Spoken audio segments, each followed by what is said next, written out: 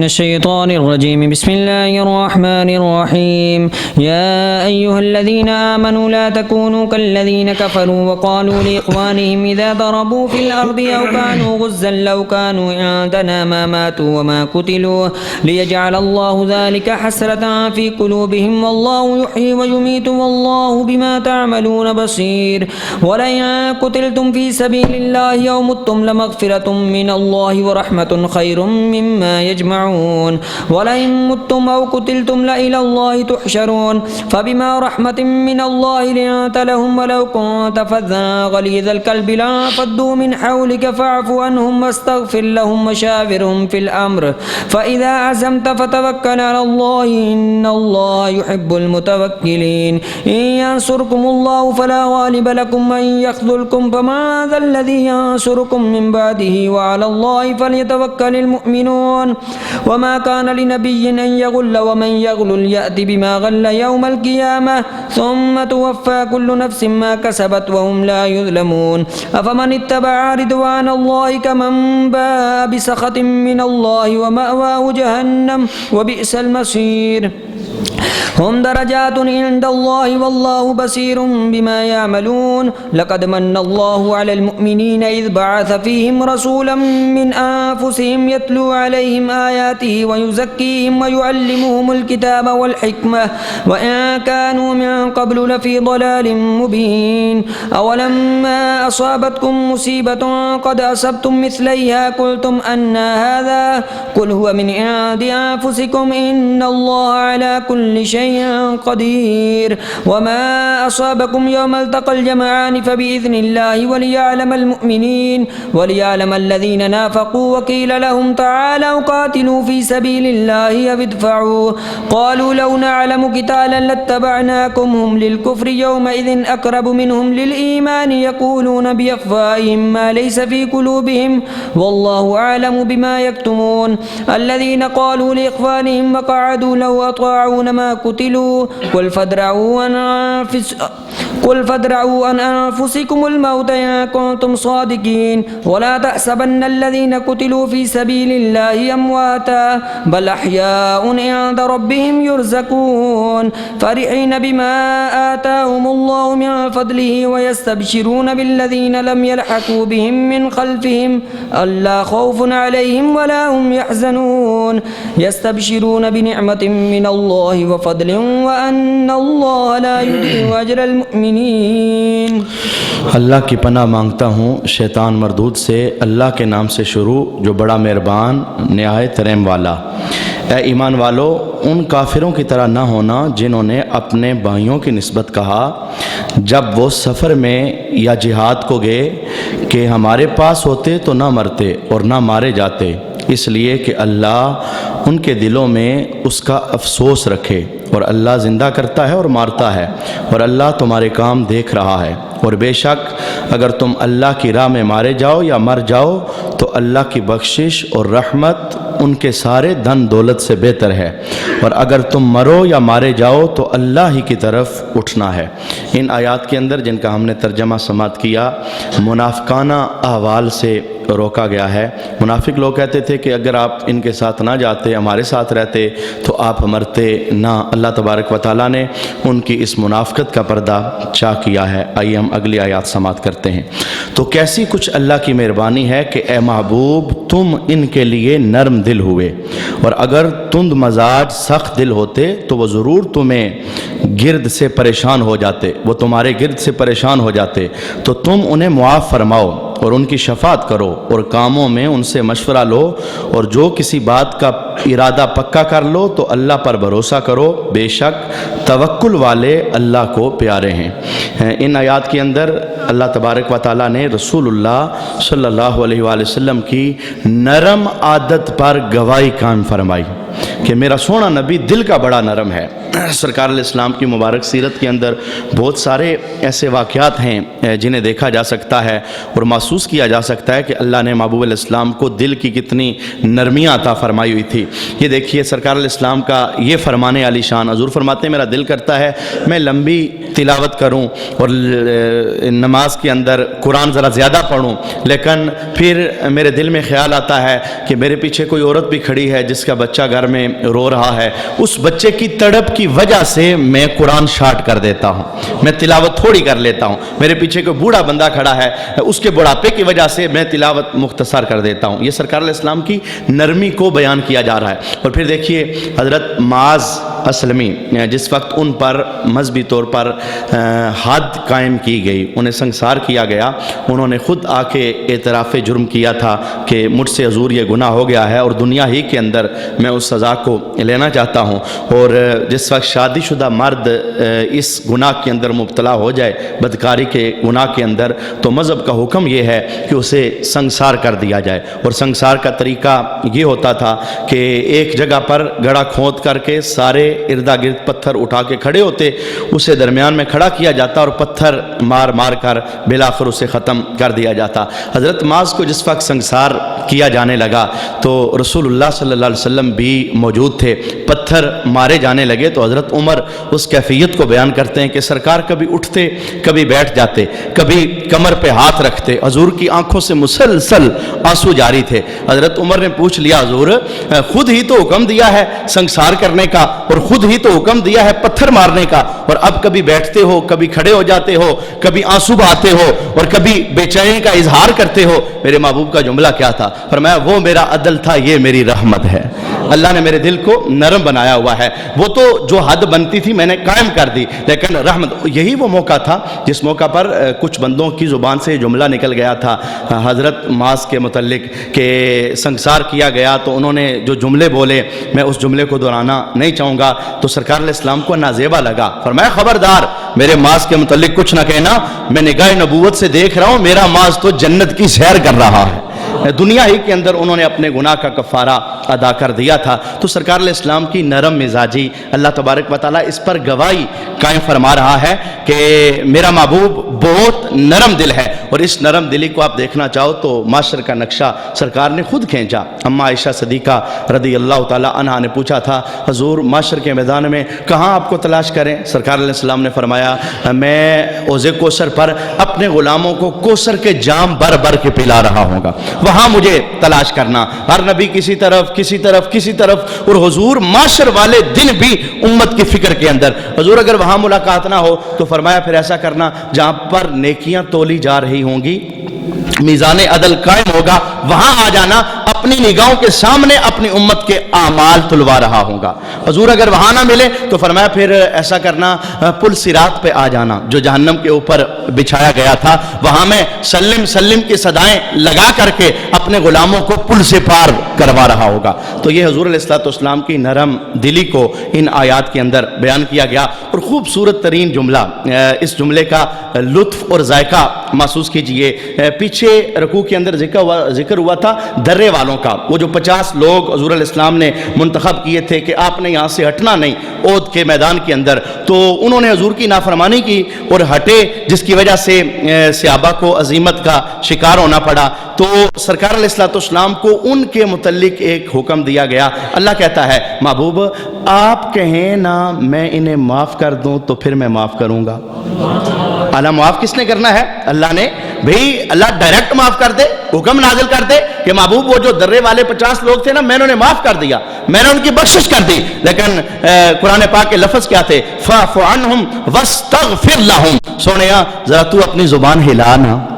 یہ حضور کی رب کے دربار کے اندر محبوبیت بیان کی جا رہی ہے کہ ہمارے سونے کی زبان کا ہمارے دربار کے اندر مقام کیا ہے۔ سونا زبان ہلائے گا تو ہم ان کی غلطی کو معاف فرما دیں گے۔ ان کی جو غلطی تھی پھر سرکار علیہ الصلوۃ والسلام نے زبان ہلائی کہ مولا معاف کر دے، تو پھر اللہ نے کہا ٹھیک ہے میں معاف کر دیتا ہوں۔ اللہ ڈائریکٹ بھی معاف کر سکتا تھا، لیکن اس آیت کے حصے کے اندر اللہ نے اپنے محبوب کے ساتھ جو پیار ہے، جو حضور علیہ السلام کی محبوبیت رب کے دربار کے اندر ہے، اس چیز کو بیان کیا گیا۔ آئیے ہم اگلی آیت کا ترجمہ سماعت کرتے ہیں۔ اگر اللہ تمہاری مدد کرے تو کوئی تم پر غالب نہیں آ سکتا، اور اگر وہ تمہیں چھوڑ دے تو ایسا کون ہے جو پھر تمہاری مدد کرے؟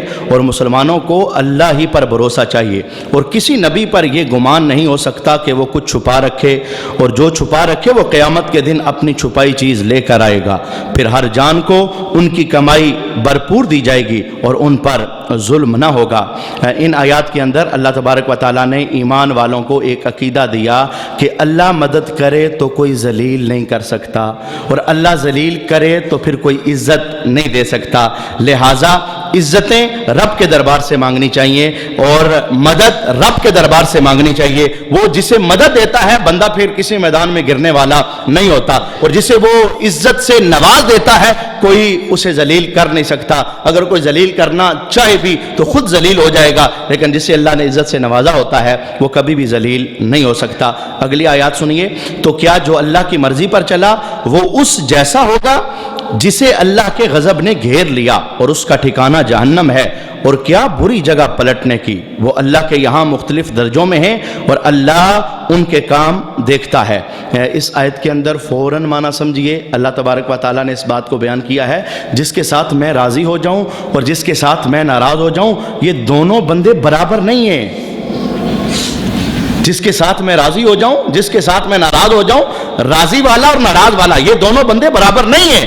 جس کے ساتھ میں راضی ہو جاؤں اسے تو میں نے جنت کی نہریں عطا فرمانی ہے، اور جو میرے غضب کا شکار ہو جائے، ناراضگی کا شکار ہو جائے، اس کے لیے میں نے جہنم کو تیار کر رکھا ہے۔ اللہ کی بارگاہ سے ہمیشہ یہ دعا کرتے رہنا چاہیے کہ اللہ ہم پر اپنی ناراضگی نہ ڈالنا، تو ہم سے راضی ہونا، ہمارے تھوڑے عملوں کو بھی قبول کر لینا۔ اگر اللہ راضی ہو جائے تو پھر بیڑا پار ہو جاتا ہے، اور رب کی ناراضگی ہو تو پھر بھلا رب کی ناراضگی کو کون سا بندہ ہے جو برداشت کرنے کی سکت رکھتا ہے۔ اس کے فوراً بعد اللہ تبارک و تعالیٰ نے ایک مرتبہ پھر اپنے محبوب کی آمد پر احسان کا ذکر فرمایا ہے۔ ترجمہ سنیے، پھر اس پر بھی میں ایک دو باتیں عرض کرنا چاہوں گا۔ اللہ فرماتا ہے، بے شک اللہ کا بڑا احسان ہوا مسلمانوں پر کہ انہی میں سے ایک رسول بھیجا جو ان پر اس کی آیتیں پڑھتا ہے اور انہیں پاک کرتا ہے اور انہیں کتاب اور حکمت سکھاتا ہے، اور وہ ضرور اس سے پہلے کھلی گمراہی میں تھے۔ اللہ تبارک و تعالیٰ نے محبوب علیہ السلام کی آمد کا ذکر بیان کیا، لقد من اللہ علی المؤمنین، کہ ہم نے ایمان والوں پر احسان کیا ہے۔ اور اس بات پر میں صرف اتنا ہی جملہ کہہ کے آگے گزر جاؤں گا۔ ہر سال جب سرکار علیہ الصلوۃ والسلام کی ولادت کے مبارک دن آتے ہیں ہم جشن بھی مناتے ہیں، خوشی کا اظہار بھی کرتے ہیں، جھنڈے ہو سکے تو جھنڈے لگا لیتے ہیں، جھنڈیاں ہو سکے تو جھنڈیاں لگا لیتے ہیں، لائٹنگ ہو سکے تو لائٹنگ کر لیتے ہیں، ہر وہ جیت اسے اختیار کرتے ہیں جس سے آمنہ کے لال کی شان اور عظمت کی بلندی کا اظہار ہو سکے۔ تو ہمیں کسی کے ساتھ کوئی سروکار نہیں ہے، چونکہ رب نے نبی ہمیں دیا ہے تو جشن بھی نبی کے ہم ہی نے منانے ہیں۔ لقد من اللہ علی المؤمنین، یہ کسی عیسائی کو نبی نہیں ملا، یہ کسی یہودی کو نبی نہیں ملا، کافر اور بت پرست کو نبی نہیں ملا، نبی ایمان والوں کو ملا ہے، اور نبی کے ڈنکے بھی ایمان والے ہی بجاتے رہیں گے۔ یہ اللہ تبارک و تعالیٰ نے ہمیں ہمارے حصے کے اندر یہ اللہ تبارک و تعالیٰ نے سعادت عطا فرمائی ہے، اور ہم انشاءاللہ اس سعادت پر مرتے دم تک قائم رہیں گے۔ ہر آنے والا دن رسول اللہ صلی اللہ علیہ وآلہ وسلم کی عظمتیں بلند ہوتی رہیں گی۔ ظاہر بات ہے جو نعمت جس کے پاس آتی ہے خوشی اسی کو ہوتی ہے۔ یہ میرے ایک بھائی بیٹھے ہیں ساجد صاحب، ربیع الاول کے مہینے میں اللہ نے انہیں بیٹا عطا فرمایا، تو ایک رات یہ میرے پاس آئے مٹھائی کا ڈبہ لے کر کے، اور دے کے کہنے لگے کہ اللہ نے میرے گھر بیٹا دیا ہے۔ انہیں خوشی ہوئی، تو اس خوشی کا اظہار انہوں نے یوں کیا کہ یہ میرے ساتھ پیار کرنے والے ہیں تو میں انہیں مٹھائی پیش کر دوں۔ بھئی بیٹا ان کے گھر ہوا، خوشی آپ نے نہیں کی، میں نے نہیں کی، پڑوسیوں نے نہیں کی، خوشی یہ کر رہے ہیں، تو نبی اللہ ہمیں عطا فرمائے تو خوشی کیا کوئی اور کر سکتا ہے؟ یہ خوشی بھی ہم نے کرنی ہے، جشن بھی ہم نے منانے ہیں، رسول اللہ کے نام کے نعرے بھی ہم نے لگانے ہیں۔ اور میں اس موقع پر یہی جملہ کہنا چاہوں گا، یہو کی بجلیاں ان پر گرانا ہم نہ چھوڑیں گے، یہ نعرہ یا رسول اللہ لگانا ہم نہ چھوڑیں گے، کہو تو چھوڑ دیں گے ہم جہاں کی محفلیں ساری، مگر میلاد کی محفل سجانا ہم نہ چھوڑیں گے۔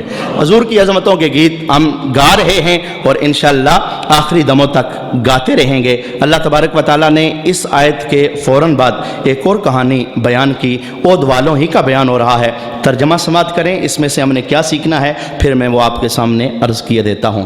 کیا جب تمہیں کوئی مصیبت پہنچے کہ اس سے دونی تم پہنچا چکے ہو تو کہنے لگو کہ یہ کہاں سے آئی، تو تم فرما دو کہ وہ تمہاری طرف سے آئی، بے شک اللہ سب کچھ کر سکتا ہے۔ اور وہ مصیبت جو تم پر آئی جس دن دونوں فوجیں ملی تھی، وہ اللہ کے حکم سے تھی، اور اس لیے کہ پہچان کرا دے ایمان والوں کی، اور اس لیے کہ پہچان کرا دے ان کی جو منافق ہوئے، اور ان سے کہا گیا کہ آؤ اللہ کی راہ میں لڑو یا دشمن کو ہٹاؤ، بولے اگر ہم لڑائی ہوتی جانتے تو ضرور تمہارا ساتھ دیتے، اور اس دن ظاہری ایمان کی بنسبت کھلے کفر سے زیادہ قریب ہیں، اپنے منہ سے کہتے ہیں جو ان کے دل میں نہیں، اور اللہ کو معلوم ہے جو چھپا رہے ہیں۔ وہ جنہوں نے اپنے بھائیوں کے بارے میں کہا اور آپ بیٹھ رہے کہ وہ ہمارا کہنا مانتے تو نہ مارے جاتے، تم فرما دو تو اپنی ہی موت ٹال دو اگر سچے ہو، اور جو اللہ کی راہ میں مارے گئے ہرگز انہیں مردہ نہ خیال کرنا، بلکہ وہ اپنے رب کے پاس زندہ ہیں، روزی پاتے ہیں، شاد ہیں اس پر جو اللہ نے انہیں اپنے فضل سے دیا، اور خوشیاں منا رہے ہیں اپنے پچھلوں کی جو ابھی ان سے نہ ملے، کہ ان پر نہ کچھ اندیشہ ہے اور نہ کچھ غم، خوشیاں مناتے ہیں اللہ کی نعمت اور فضل کی، اور یہ کہ اللہ ضائع نہیں کرتا اجر مسلمانوں کا۔ اس رکوع کے آخری حصے کے اندر اللہ تبارک و تعالیٰ نے ایک مرتبہ پھر ان لوگوں کا ذکر کیا جنہوں نے میدان احد کے اندر رسول اللہ صلی اللہ علیہ وآلہ وسلم کی نافرمانی کی تھی۔ منافق لوگ جو 300 کی تعداد میں حضور کے لشکر سے نکل گئے تھے، ان کی مذمت کے اندر یہ آیات اللہ تبارک و تعالیٰ نے اتاری، اور وہ یہ کہتے تھے کہ یہ مر گئے ہیں، ہمارے ساتھ ہوتے تو نہ مرتے۔ رب کائنات نے شہید کا درجہ بیان کیا، فرمایا جو اللہ کی راہ میں اپنی جان دیتا ہے اسے مردہ خیال نہ کرو، وہ زندہ بھی ہے اور روزی بھی پاتا ہے۔ یعنی اگر شہید جو رسول اللہ کا غلام ہے اس کی یہ شان ہے، قرآن کہتا ہے وہ زندہ ہے، قبر میں رزق بھی دیا جاتا ہے، تو پھر جس نبی کے قدموں کے صدقے میں شہادت ملتی ہے اس نبی کی اپنی زندگی کا کیا حال ہوگا۔ اسی لیے اعلیٰ حضرت فرماتے ہیں چمک تجھ سے پاتے ہیں سب پانے والے، میرا دل بھی چمکا دے چمکانے والے، تو زندہ ہے واللہ، تو زندہ ہے واللہ، میری چشم عالم سے چھپ جانے والے، تو میری نگاہوں سے پوشیدہ ہوا ہے، وگرنہ تیری زندگی ہے، تیری حیات ہے۔ قبر کے اندر اللہ تبارک و تعالیٰ نے ہر نعمت سے ہمارے محبوب علیہ الصلوۃ والسلام کو نوازا ہوا ہے۔ اسی کے ساتھ یہ رکوع ختم ہوا، اگلے رکوع کی طرف ہم بڑھنا چاہیں گے۔ الذين استجابوا لله والرسول من بعد ما أصابهم القرح للذين أحسنوا منهم واتقوا أجر عظيم الذين قال لهم الناس إن الناس قد جمعوا لكم فاخشوهم فزادهم إيمانا وقالوا حسبنا الله ونعم الوكيل فانقلبوا بنعمة من الله وفضل لم يمسسهم سوء واتبعوا رضوان الله والله ذو فضل عظيم إنما ذلكم الشيطان يخوف أولياءه فلا تخافوهم وخافون إن كنتم مؤمنين ولا يحزنك الذين يصارعون في الكفر إنهم لن يضروا الله شيئا يريد الله ألا يجعل لهم حظا في الآخرة ولهم عذاب عظيم إن الذين اشتروا الكفر بالإيمان لن يضروا الله شيئا ولهم عذاب أليم ولا يحسبن الذين كفروا أنما نملي لهم خير لأنفسهم إنما نملي لهم ليزدادوا إثما ولهم عذاب مهين ما كان الله ليذر المؤمنين على ما طلعتم عليه حتى يميز الخبيث من الطيب وما كان الله ليطلعكم على الغيب ولكن الله يجتبي من رسله من يشاء فآمنوا بالله ورسله وإن تؤمنوا وتتقوا فلكم أجر عظيم ولا يحسبن الذين يبخلون بما آتاهم الله من فضله هو خيرا لهم بل هو شر لهم سيطوقون ما بخلوا به يوم القيامة ولله ميراث السماوات والأرض والله بما تعملون خبير.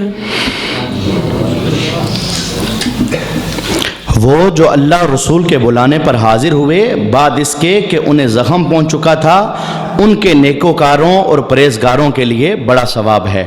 اس آیت کے اندر اللہ تبارک و تعالیٰ نے رسول اللہ صلی اللہ علیہ وآلہ وسلم کے صحابہ کی عظمت کو ان لفظوں میں بیان کیا ہے. جنگ احد سے جیسے ہی فارغ ہوئے تو رسول اللہ صلی اللہ علیہ وسلم کو یہ خبر ہوئی کہ ابو سفیان اپنا لشکر لے کر مسلمانوں پر پھر سے حملہ کرنا چاہتا ہے. تو اللہ کے محبوب علیہ السلام نے فوراً ہی آرڈر دیا کون ہے جو مجھ محمد صلی اللہ علیہ وآلہ وسلم کے ساتھ اس ابو سفیان کا تعاقب کرنے کے لیے چلے.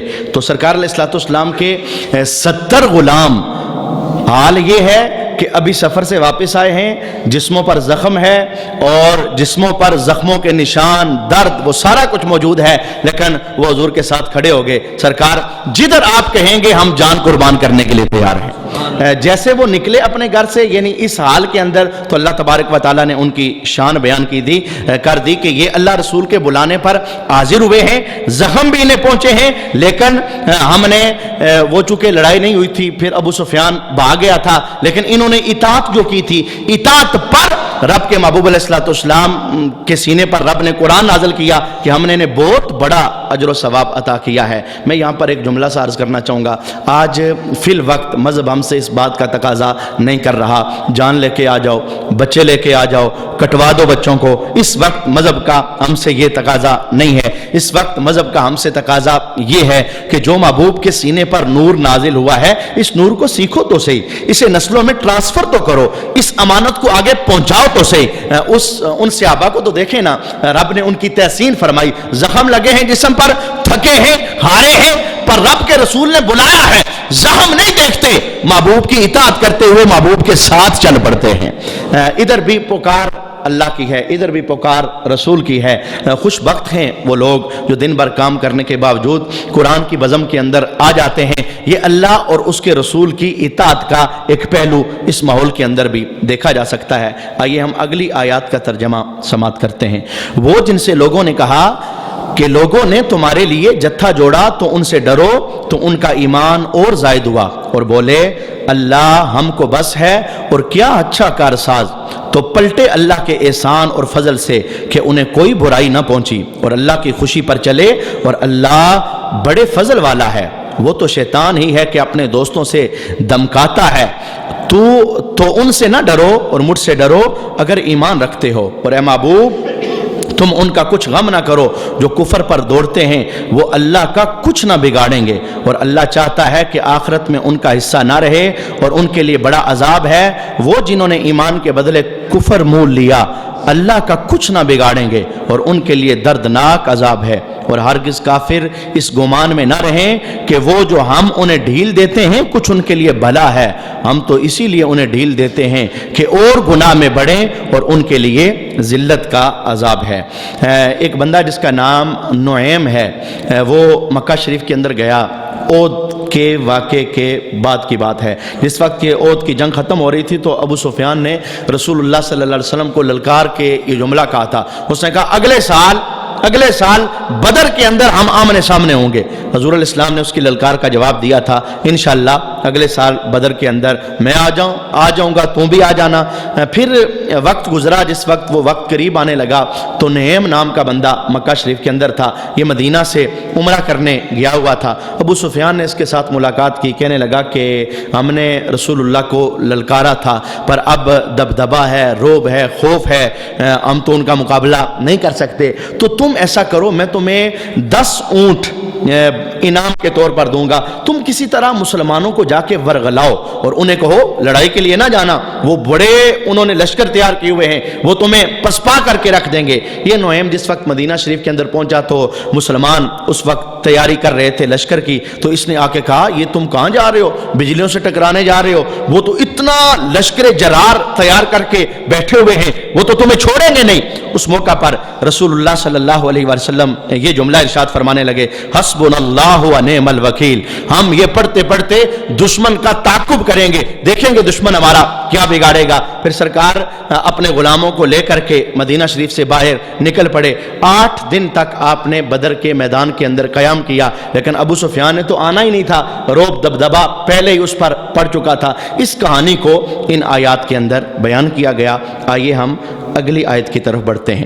اللہ مسلمانوں کو اسی حال پر چھوڑنے کا نہیں جس پر تم ہو، جب تک جدا نہ کر دے گندے کو ستھرے سے، اور اللہ کی شان یہ نہیں کہ اے عام لوگوں تمہیں غیب کا علم دے دے، ہاں اللہ چن لیتا ہے اپنے رسولوں سے جسے چاہے۔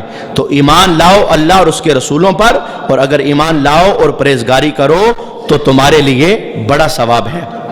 یہاں تک اللہ تبارک و تعالیٰ نے 2 چیزوں کو بیان کیا۔ آئیے توجہ کے ساتھ ان دونوں چیزوں کو سماعت کریں۔ اللہ فرماتا ہے کہ اللہ مسلمانوں کو اسی حال پر چھوڑنے کا نہیں جس پر تم ہو، یعنی منافقوں کو بتلایا جا رہا ہے جس حال پر تم ہو نا اسی پر مسلمانوں کو نہیں چھوڑے گا، اللہ گندے کو ستھرے سے جدا کر دے گا۔ واقعہ کیا ہوا تھا؟ واقعہ یہ ہوا کہ رسول اللہ صلی اللہ علیہ وآلہ وسلم ممبر پر تشریف فرما ہوئے، اور اپنے ممبر پر تشریف فرما ہو کر یہ جملہ ارشاد فرمایا کہ اللہ تبارک و تعالیٰ نے مجھے سب اپنے غلاموں کا علم دیا ہے، جس نے اچھا کام کرنا ہے اور جس نے برا کام کرنا ہے، جو جنت میں جائے گا جو دوزخ میں جائے گا، ان سب کے اعمال مجھ محمد پر پیش کر دیے گئے قیامت تک کے لیے۔ جو میرے غلام ہیں میں ان سب کو جانتا ہوں۔ آپ کو پتہ ہے ہمارے ماحول کے اندر بھی جب رسول اللہ کی عظمتوں کی بات ہو تو کچھ لوگ فوراً بول پڑتے ہیں یہ نہیں ہونا چاہیے، یہ ہے نہیں ان کے پاس۔ تو جب سرکار نے ممبر پر یہ جملہ ارشاد فرمایا بھائی قیامت تک جو میرے غلام ہیں جنہیں اللہ تبارک و تعالیٰ نے ایمان دینا ہے، جنہوں نے کفر کرنا ہے، میں محمد سب کو جانتا ہوں۔ جب سرکار نے یہ جملہ بولا نا تو منافق بیچ میں بیٹھے ہوئے تھے، آپس میں ایک دوسرے کو یوں کرتے ہیں اور باہر جا کے باتیں کرتے ہیں، کہتے دیکھو کہتے ہیں قیامت تک ہمیں علم ہے کہ کون ایمان والا ہوگا کون کفر والا ہوگا، حال یہ ہے ہم منافق ہیں، ان کے پیچھے نمازیں پڑھتے ہیں، انہیں ہمارا نہیں پتا، انہیں ہمارا نہیں پتا۔ کوئی اللہ کی طرف سے حکمت تھی کہ ابھی تک پردہ پڑا ہوا تھا۔ رسول اللہ صلی اللہ علیہ وسلم پھر ممبر پر تشریف فرما ہو گئے، چہرہ مبارک جلال کے اندر تھا۔ اللہ کے محبوب علیہ السلام ارشاد فرمانے لگے اللہ کی حمد کے بعد، لوگو تمہارا کیا حال ہے؟ تم میرے علم پر تانے کرتے ہو، آج سے قیامت تک جو کچھ ہونے والا ہے میں ممبر پہ ابھی تشریف فرما ہوں، مجھ سے سوال کرو، میں محمد تمہارے ہر سوال کا جواب دینے والا ہوں۔ کوئی بندہ بھی، سرکار علیہ السلام نے کھلے عام چیلنج کیا، آج سے قیامت تک جو ہونے والا ہے مجھ سے پوچھو میں بتاؤں گا۔ ایک بندہ کھڑا ہو گیا جس کا نام عبداللہ تھا، اس کے باپ کا نام عزافہ تھا، اسے شک تھا اپنے باپ کے بارے میں، لوگ کہتے تھے کہ یہ اس کا باپ نہیں ہے۔ اس نے کھڑے ہو کے سوال کیا حضور میرے باپ کا کیا نام ہے؟ سرکار نے فرمایا عزافہ۔ حضور کے جلال کو دیکھ کے حضرت عمر فوراً کھڑے ہو گئے، اور ان جیسے موقعوں پر حضرت عمر فوراً کھڑے ہو جایا کرتے تھے، ہاتھ جوڑ کے کہتے ہیں یا رسول اللہ صلی اللہ علیہ وآلہ وسلم، ہم اللہ کی ربوبیت پر راضی ہوئے، ہم اسلام کے دین پر راضی ہوئے، ہم قرآن کے امام ہونے پر راضی ہوئے، اور ہم آپ کے نبی ہونے پر راضی ہوئے، ہم آپ سے معافی چاہتے ہیں۔ یہ ان منافقوں نے تانا لگایا ہے یا رسول اللہ آپ جلال میں ہم آپ سے معافی چاہتے ہیں۔ اس وقت میرے محبوب علیہ السلام یہ جملے بولتے بولتے کیا تم باز آؤ گے، کیا تم باز آؤ گے، کیا تم باز آؤ گے، یہ جملے بولتے بولتے میرے محبوب علیہ السلام ممبر سے نیچے تشریف لے آئے۔ لیکن یہاں سے ایک بات تو ہمیں سیکھ لینی چاہیے کہ رسول اللہ کے علم پر تانا کرنا، انکار کرنا، حضور کے علم پاک کے اندر نقص تلاش کرنے کی کوشش کرنا، یہ رویہ منافقوں کا ہے۔ یہ اللہ کا لاکھ لاکھ شکر ہے کہ اللہ تبارک و تعالیٰ نے ہمیں ہر جہت سے رسول اللہ کی عظمتوں کو سلامی دینے والا بنایا ہے۔ اور رب کائنات نے اس کے فوراً بعد یہ جملہ ارشاد فرمایا اللہ کی یہ شان نہیں کہ عام بندوں کو غیب کا علم دے دے۔ قرآن کا بیان سنیے، جس معاملے میں لوگ جھگڑتے ہیں، ایک کہتا ہے دوسرا کہتا ہے نہیں، اس پر مناظرے ہوتے ہیں، آپس میں لڑائیاں ہوتی ہیں، ایک دوسرے کے دست و گریبان ہوتے ہیں۔ رب کائنات کتنے صاف لفظوں کے اندر ارشاد فرما رہا ہے، اے ایمان والو، عام لوگوں میں اللہ غیب کا علم نہیں دیتا، بلکہ اللہ چن لیتا ہے اپنے رسولوں میں سے جسے چاہے غیب کے علم کے لیے۔ مجھے بتائیے، سب رسولوں میں سے اللہ تبارک و تعالیٰ نے قیادت کا جو سہرا ہے وہ آمینہ کے لال ہی کو عطا فرمایا ہوا ہے۔ بہت ساری آپ کے علم غیب کی کہانیاں ہیں، وقت کے ساتھ ساتھ ہم سیکھتے رہیں گے، لیکن میں ایک کو ساتھ جوڑ کر کے پھر آگے بڑھنا چاہوں گا۔ میں آج پھر ایک بات عرض کرنا چاہتا ہوں، یہ دیکھیے میرے محبوب علیہ السلام مدینہ شریف کے اندر ہیں اور بدر کا مارکہ ہو چکا ہے، بڑے بڑے سردار مارے گئے، مکہ میں عتیم کعبہ کے اندر دو بندے بیٹھے ہیں، کوئی تیسرا نہیں۔ مکہ شریف اور مدینہ شریف کے درمیانی فاصلہ 350 کلومیٹر سے زائد کا بنتا ہے۔ حال یہ ہے کہ نہ نیٹ کا نظام، نہ فون کا نظام، کمیونیکیشن کا کوئی نظام نہیں، آنے جانے کے لیے پیدل جانا پڑتا تو دنوں کے حساب سے سفر بنتا تھا۔ دو بندے حتیم کعبہ کے اندر بیٹھے ہیں، ایک کا نام عمیر ہے وہ بھی کافر ہے، ایک کا نام صفوان ہے وہ بھی کافر ہے۔ آپس میں مشورہ کرتے ہیں، کہتے ہیں ہمارے بڑے بڑے سردار مارے گئے، ہمارے ساتھ بہت برا ہوا۔ تو عمیر بولا اور بول کے کہنے لگا، یار میں اس محمد صلی اللہ علیہ وآلہ وسلم کو میں چھوڑوں نا، میں اس کی گردن اتار دوں معاذ اللہ، پر میرے ساتھ دو معاملے ہیں، اگر وہ نہ ہوتے نا تو میں آج ہی جاتا اور ان کی گردن اتار کے تمہارے سامنے رکھ دیتا۔ صفوان نے پوچھا تیرے ساتھ کیا ہے؟ کہنے لگا ایک معاملہ یہ ہے کہ میں قرض دار ہوں، مجھ پہ قرضہ بڑا ہے، اور دوسرا معاملہ یہ ہے میرے چھوٹے چھوٹے بچے ہیں، ان کی رکھوالی کون کرے گا، ان کی کفالت کون کرے گا؟ صفوان، میں یہاں پر ایک جملہ عرض کرنا چاہوں گا، یہ دیکھیے کافر کو مال کے ذریعے کتنی سپورٹ کر رہا ہے، کافر کو مال کے ذریعے کتنی سپورٹ کر رہا ہے اپنے مذہب کے لیے، اپنے مذہب کے لیے۔ اے کاش مسلمانوں کے اندر بھی یہ جذبہ پیدا ہو جائے کہ جو ہمارا بھائی مسلمان گرا ہوا ہے ہم سپورٹ کر کے اسے اٹھائیں۔ یہ زکوٰۃ کا نظام اللہ تبارک و تعالیٰ نے اسی لیے بنایا تھا، جس محلے اور جس وادی کے اندر ہم رہتے ہیں کوئی کمزور بندہ نہ ہو، کوئی راتوں کو بھوکا سونے والا بندہ نہ ہو، کوئی مکان کی تلاش کے اندر پریشان بندہ نہ ہو۔ خیر، میں یہاں سے ایک جملہ میرے ذہن کے اندر آیا، میں بول گیا، اس نے کہا میں یہ کام کروں گا، تو ایسا کر جو تو نے کہا ہے وہ کر کے دکھا۔ اس نے کہا ٹھیک ہے، بندوں کو اکٹھا کرو۔ بندے سارے اکٹھے ہو گئے، عمیر کھڑا ہو گیا، اس نے اپنی تلوار کو زہر لگا کے کہنے لگا، خوشخبری ہے تمہیں، چند دنوں بعد میں آؤں گا، معاذ اللہ مسلمانوں کے نبی کی گردن لے کے آؤں گا۔ اب عمیر اس گندے ارادے سے سواری پر بیٹھا، مدینہ شریف کے اندر پہنچ گیا۔ رسول اللہ مسجد نبوی میں غلاموں کے جرمٹ میں بیٹھے ہوئے تھے۔ سب سے پہلی نظر ہی حضرت عمر کی پڑی، اور حضرت عمر کا جملہ کیا تھا؟ حضور کتا آ گیا ہے، کیا حکم ہے؟ لیکن سرکار پھر سرکار ہے، حضور نے فرمایا نہیں عمر بیٹھ جا۔ اور اس معاملے میں آپ کو پتہ ہے حضرت عمر کی تلوار پر فوراً ہاتھ جاتا تھا، تلوار بھی عمیر کے ہاتھ میں تھی۔ سرکار علیہ السلام نے پہلا جملہ پوچھا، اچھا عمیر کیسے آنا ہوا؟ کہنے لگا حضور وہ میرا بیٹا آپ کے پاس قید ہے تو میں اپنا بیٹا لینے آیا ہوں۔ سرکار علیہ السلام نے فرمایا عمیر سچی بتا کیسے آیا ہے؟ دوسری بار پھر جھوٹ بولتا ہے، اپنے تئیں تو پکا ہے، اسے پتہ ہے تیسرا بندہ تھا نہیں، انہیں کون بتا سکتا ہے؟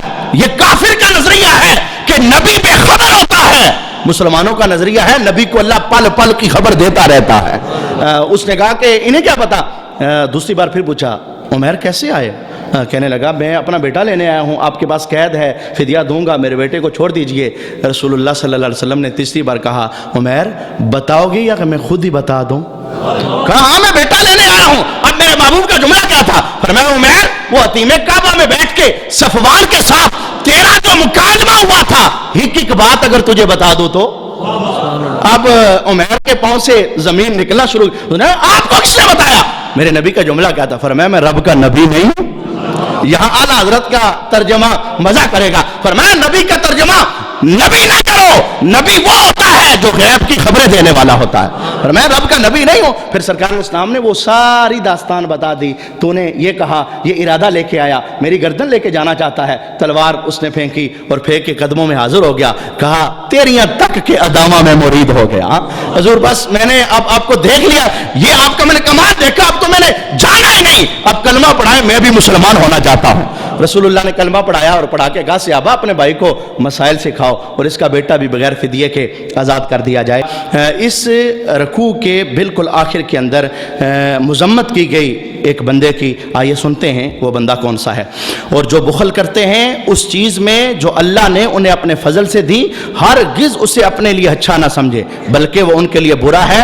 ان قریب وہ جس نے بخل کیا تھا قیامت کے دن ان کے گلے کا توق ہوگا. اور اللہ ہی وارث ہے آسمانوں اور زمینوں کا, اور اللہ تمہارے کاموں سے خبردار ہے. یہاں بخل کی مذمت کی گئی. وہ بندہ جو اپنے مال کی زکوٰۃ ادا نہیں کرتا, رسول اللہ صلی اللہ علیہ وسلم اس کے متعلق ارشاد فرماتے ہیں, بخاری کی حدیث ہے, قیامت والے دن یہی مال سانپ کی صورت میں اس بندے کے گلے کا توق بنایا جائے گا, اور سانپ کو زبان ملے گی اور سانپ ڈسے گا اور ڈس کے کہے گا انا مالوں کا انا کنزوں کا, میں تیرا مال ہوں, میں تیرا خزانہ ہوں, تو نے رب کی راہ کے اندر نہیں دیا, آج رب نے سانپ بنا کے مجھے تیرے گلے کے اندر ڈال دیا ہے. اللہ تبارک و تعالی حقوق مال کے جو بنتے ہیں وہ ہم سب کو ادا کرنے کی توفیق عطا فرمائے. آئیے ہم اگلے رکوع کی طرف بڑھتے ہیں. لقد سمع الله قول الذين قالوا إن الله فقير ونحن أغنياء سنكتب ما قالوا وقتلهم الأنبياء بغير حق ونقول ذوقوا عذاب الحريق ذلك بما قدمت أيديكم أن الله ليس بظلام للعبيد الذين قالوا إن الله عهد إلينا ألا نؤمن لرسول حتى يأتينا بقربان تأكله النار قل قد جاءكم رسل من قبلي بالبينات وبالذي قلتم فلم قتلتموهم إن كنتم صادقين فإن كذبوك فقد كذب رسل من قبلك جاءوا بالبينات والزبر والكتاب المنير كل نفس ذائقة الموت وإنما توفون أجوركم يوم القيامة فما زحزح عن النار وأدخل الجنة فقد فاز وما الحياة الدنيا إلا متاع الغرور لتبلون في أموالكم وأنفسكم ولتسمعن من الذين أوتوا الكتاب من قبلكم ومن الذين أشركوا أذى كثيرا وإن تصبروا وتتقوا فإن ذلك من عزم الأمور وإذا أخذ الله ميثاق الذين أوتوا الكتاب لتبيننه للناس ولا تكتمونه فنبذوه وراء ظهورهم واشتروا به ثمنا قليلا فبئس ما يشترون لا تحسبن الذين يفرحون بما أتوا ويحبون أن يحمدوا بما لم يفعلوا فلا تحسبنهم بمفازة من العذاب ولهم عذاب أليم ولله ملك السماوات والأرض والله على كل شيء قدير. بے شک اللہ نے سنا جنہوں نے کہا کہ اللہ محتاج ہے اور ہم غنی, اب ہم لکھ رکھیں گے ان کا کہا اور انبیاء کو ان کا ناحق شہید کرنا اور فرمائیں گے کہ چکھو آگ کا عذاب, یہ بدلہ ہے اس کا جو تمہارے ہاتھوں نے آگے بھیجا اور اللہ بندوں پر ظلم نہیں کرتا. یہ یہودیوں کی ایک اور سازش بیان ہوئی جس وقت سرکار علیہ الصلوۃ والسلام کے سینے پر یہ قرآن اترا, من ذا الذی یقرض اللہ قرضا حسنا, کہ کون ہے جو اللہ کو قرض حسنا دیں, تو وہ کہنے لگے دیکھیے محمد کا معبود ہم سے قرض مانگتا ہے, تو یہ جملہ کہہ کے کہتے پھر ہم غنی ہوئے اور وہ فقیر ہو گیا. اللہ تبارک و تعالیٰ نے ان کی اس گستاخی کو اس آیت کے اندر بیان کیا ہے. اس کے اگلی آیت کا ترجمہ ہم سنتے ہیں, اس کے اندر بھی ان کی ایک داستان بیان کی گئی ہے. یہ بدلہ ہے اس کا جو تمہارے ہاتھوں نے آگے بھیجا اور اللہ بندوں پر ظلم نہیں کرتا. وہ جو کہتے ہیں کہ اللہ نے ہم سے اقرار کر لیا کہ ہم کسی رسول پر ایمان نہ لائیں جب تک ایسی قربانی کا حکم نہ لائے جسے آگ کھائے. تم فرما دو مجھ سے پہلے بہت رسول تمہارے پاس کھلی نشانیاں اور یہ حکم لے کر آئے جو تم کہتے ہو, پھر تم نے انہیں کیوں شہید کیا اگر سچے ہو؟ تو اے محبوب اگر وہ تمہاری تکذیب کرتے ہیں تو تم سے اگلے رسولوں کی بھی تکذیب کی گئی جو صاف نشانیاں اور صحیفے اور چمکتی کتاب لے کر آئے تھے۔ یہودیوں کی ایک جماعت نے رسول اللہ صلی اللہ علیہ وسلم کے سامنے آ کے یہ جملہ بولا کہ ہم سے تورات کے اندر یہ عہد لیا گیا تھا کہ اس وقت تک رسول کی رسالت نہ ماننا جب تک وہ رسول آسمان سے ایک قربانی رکھے اور آسمان سے ایک آگ آئے اور اس قربانی کو جلا ڈالے، اس وقت تک رسول کی رسالت نہ ماننا۔ قرآن پاک نے کہا یہ جھوٹ بولتے ہیں، تورات کے اندر اس طرح کی کوئی بات بھی نہیں لکھی ہوئی۔ ہر جان کو موت چکھنی ہے اور تمہارے بدلے تو قیامت ہی کو پورے ملے گے۔ جو آگ سے بچا کر جنت میں داخل کیا گیا وہ مراد کو پہنچا، اور دنیا کی زندگی تو یہی دھوکے کا مال ہے۔ اس آیت کے اندر بیان کیا گیا جس کا نام جان ہے، اس جان کے لیے اللہ نے موت کو تیار کیا ہوا ہے۔ حضرت ابوبکر صدیق رضی اللہ تعالی عنہ آپ فرمایا کرتے تھے کہ زندگی میں ہم نے ایک ایسی سڑک پر قدم رکھ دیا ہے جس سڑک سے اترنے کا ایک ہی نام ہے جسے موت کہا جاتا ہے۔ موت ہر دم پیش نظر رہنی چاہیے۔ جس بندے کے پیش نظر موت ہوتی ہے یقین جانیے اس کی زندگی بڑی ستھری ہو جاتی ہے، وہ بہت سارے گناہوں سے بچ جاتا ہے، اور موت کی تیاری کے لیے اعمال صالحہ کی ضرورت ہے۔ اسی لیے یہ دنیا سب ادھر ہی رہ جائے گی۔ اگلی آیات کے اندر اللہ تبارک و تعالیٰ نے کہا ہے مال بھی امتحان ہے، اولاد بھی امتحان ہے۔ مال کی خاطر ہمارا در چھوڑو گے برباد ہو جاؤ گے، اولاد کی خاطر ہمارا در چھوڑو گے یہ تو ایک رات بھی تمہیں اپنے گھر میں رکھنے کے لیے تیار نہیں ہوتی۔ میاں محمد بخش علیہ الرحمٰن نے کہا تھا نا، جاندی واری ڈرونا بنیا ہاتھ نہ لاندے ڈر دے، جنہ لئی تو پاپ کمائے اج کتنے نہیں تیرے کر دے۔ جن کے لیے تو نمازیں چھوڑتا رہا، جن کے لیے تو بینک بیلنس سود کے ذریعے بڑھاتا رہا، جن کے لیے تو حرام حلال مال میں فرق نہ کرتا تھا، آج تو وہ تجھے ہاتھ لگانے سے ڈرتے ہیں، کہتے ہیں کوئی اور آئے غسل دے، ہم میت سے ہمیں ڈر لگتا ہے، اکیلے وہ تیرے پاس نہیں رہ سکتے، ایک رات بھی رکھنے کے لیے تیار نہیں، کہتے ہیں جلدی کرو اسے قبر کے اندر ڈال کے آؤ۔ رب کائنات نے کہا یہ موت ہر وجود کے اندر آنی ہے، اس سے پہلے کہ اسرائیل تمہاری روح قبض کرنے آ جائیں، اس جگہ کے لیے تیاری کرو جہاں کوئی بھی ساتھ نہیں جائے گا۔ ترمذی کی حدیث سے پاک ہے، رسول اللہ صلی اللہ علیہ وسلم ارشاد فرماتے ہیں کہ انسان کے 3 دوست ہیں۔ پہلا دوست انسان کا مال ہے، کب تک؟ جب تک سانس کی مالا جڑی ہے، سانس نکلے مال کی دوستی ختم، جو بینک بیلنس اس کا تھا اب اس کا نہیں وارثوں کا ہو گیا، جو جائیداد اس کی تھی اب اس کی نہیں وارثوں کے اندر چلی گئی۔ حضور فرماتے ہیں دوسرا دوست انسان کے آل ہیں، یعنی گھر والے، بیوی، بچے، دوست، عزیز، اقارب، رشتہ دار، پیار اور محبت کرنے والے، یہ سارے دوسرے دوست کے اندر آتے ہیں، یہ سارے آل ہیں۔ فرمایا جان نکلے تو مال کی دوستی ختم ہو جاتی ہے۔ آل کیا کرتے ہیں؟ غسل دیتے ہیں، اعلانات کراتے ہیں، ہمارا فلاں رشتہ دار دنیا سے چلا گیا، کل جنازہ ہوگا، پھر عزت اور تکریم کے لیے کندھوں پہ رکھ کر کے سوئے قبرستان جاتے ہیں، جنازہ پڑھتے ہیں، اور پھر جنازہ پڑھنے کے بعد اپنے ہاتھوں سے اپنے پیارے کو قبر میں اتار کے واپس آ جاتے ہیں۔ آج تک بھائی بھائی کے ساتھ نہیں گیا، آج تک بیٹا باپ کے ساتھ نہیں گیا، قانون ہی نہیں ہے۔ اس لمحے کو یاد کرو جس وقت سارے عزیز و اقارب ہمیں قبر کے سرانے چھوڑ کر کے واپس آ رہے ہوں گے، میرے محبوب کی آواز آتی ہے اوے مال سے دوستی لگائی ہے یہ تو سانس نکلتے ہی ختم ہو جائے گی، آل سے دوستی لگائی ہے ان کی خاطر رب کے دربار کو بلایا ہے یہ تو قبر میں اتار کے واپس آ جائیں گے۔ حضور فرماتے ہیں میں تمہیں تیسرا دوست بتاتا ہوں جو قبر میں ساتھ جاتا ہے، تمہیں اکیلا نہیں چھوڑتا۔ حضور وہ کون سے ہیں؟ سرکار فرماتے ہیں وہ تمہارے اعمال۔ یہ عمل کی دوستی ایک ایسی دوستی ہے جو قبر میں بندے کے ساتھ جاتی ہے۔ تو موت کو اپنے سامنے رکھنا اور جو آزمائشیں رب نے دنیا کے اندر ڈالی ہوئی ہیں ان آزمائشوں کو سامنے رکھ کر کے ہر ٹائم موت کی تیاری کے اندر مصروف رہنا، قرآن ہمیں اس جانب ہمارا ذہن کر رہا ہے۔ اور اللہ فرماتا ہے دنیا کی زندگی تو یہی دھوکے کا مال ہے، یہ تو چند لمحے کی، یہ آج اس جگہ کوئی ہم ہیں تو کل کوئی اور ہوگا تو پرسوں پھر کوئی اور ہوگا، تو یہ تو نظام چل رہا ہے۔ حضرت آدم علیہ السلام سے لے کر آج تک کتنی نسلیں آئی، کتنی پشتیں بدلی۔ آج ہم اپنے دادا کو تو جانتے ہیں لیکن جو دادا کے ابو ہیں کچھ لوگ انہیں بھی جانتے ہوں گے، لیکن جو دادا کے ابو ہیں ہمیں نہیں پتا کون تھے، کہاں پر ان کی قبر ہے۔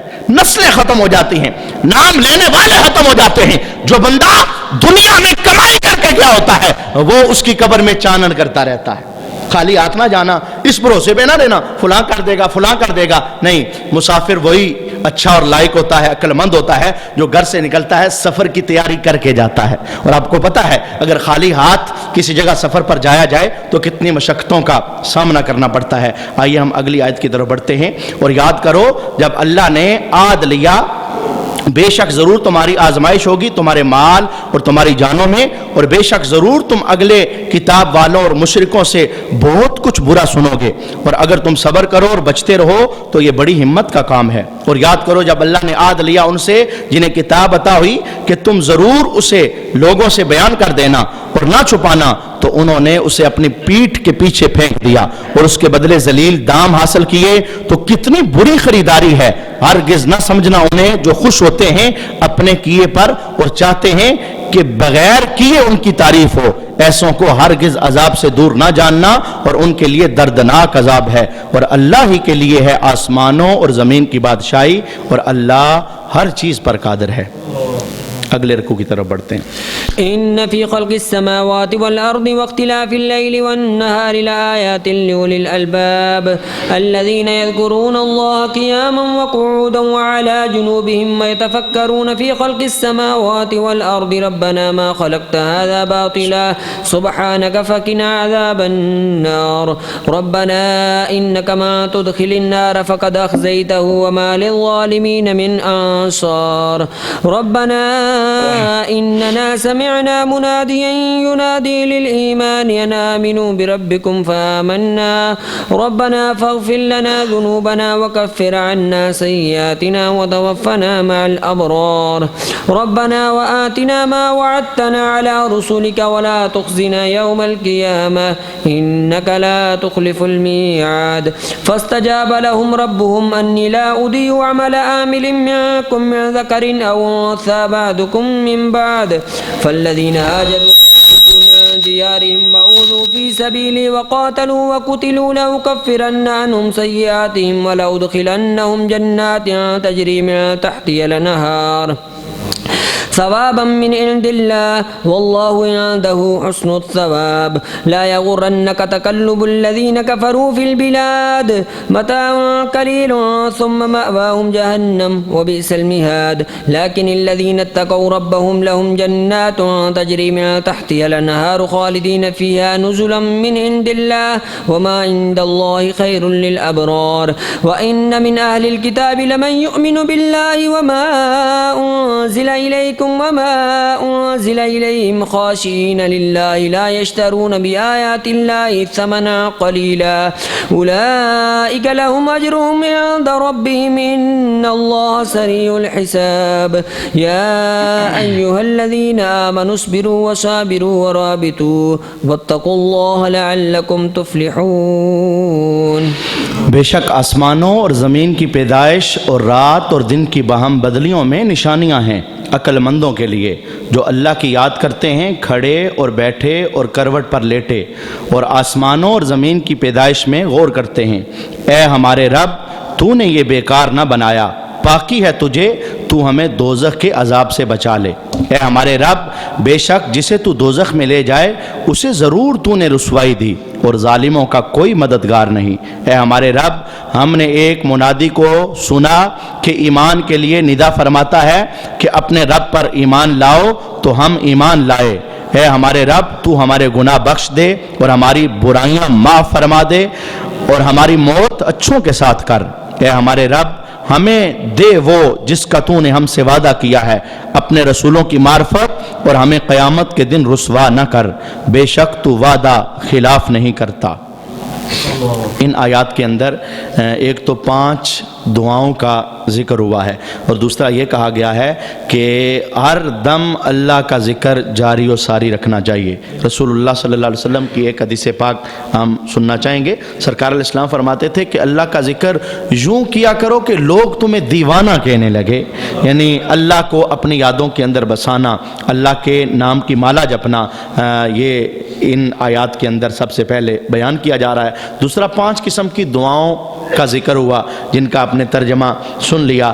امام جعفر صادق रहमतुल्लाह ताला अलैह आप फरमाया करते थे कि जो बंदा अल्लाह के दरबार से 5 मरतबा यूं दुआ मांगे, रब्बाना रब्बाना रब्बाना रब्बाना रब्बाना, ये रब्बाना रब्बाना 5 मरतबा कहे, फिर जो भी दुआ मांगेगा अल्लाह अपने नाम के सदके में उसकी दुआ को कबूल फरमाएगा। और आप इस्तदलाल इन आयात से किया करते थे। 5 दुआएं हुई, उसके फौरन बाद अल्लाह तबारक व तआला ने कहा फस्तजाब, तो उनकी दुआ सुन ली गई, यानी जो उन्होंने मांगा था अल्लाह ने उसको सुन लिया। तो इमाम जाफ़र सादिक कहते हैं कि जब दुआ रब के दरबार के अंदर कबूल करवानी हो तो अल्लाह के नाम को 5 बार लिया जाए। ये भी कहा जा सकता है ए मेरे रब, ए मेरे रब, ए मेरे रब, ए मेरे रब, ए मेरे रब। उसके बाद जो मांगा जाए अल्लाह तबारक व तआला उसे कबूल फरमाता है।